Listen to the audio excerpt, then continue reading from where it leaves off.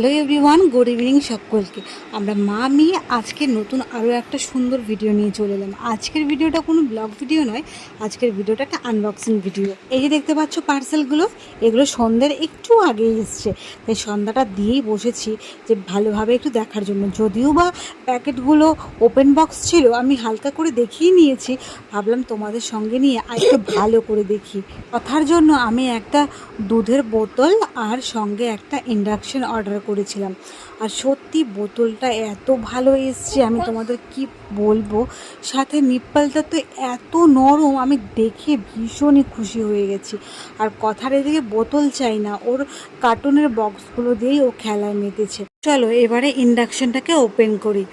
ইন্ডাকশনটা এত বড় যে আমি পুরো ঢেকেই গেছি ওর পেছনে।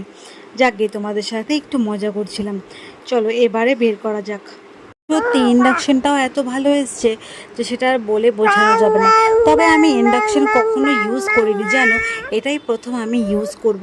মেয়ের সূত্রে আনা হয়েছে, আমারও ব্যবহার হয়ে যাবে। নিজের প্রয়োজনে ও শখের জিনিসগুলো নিজেকেই করে নিতে হয়, তাই একটু একটু করে আমিও চেষ্টা করছি আমার শখের জিনিসগুলোকে গুছিয়ে নিতে।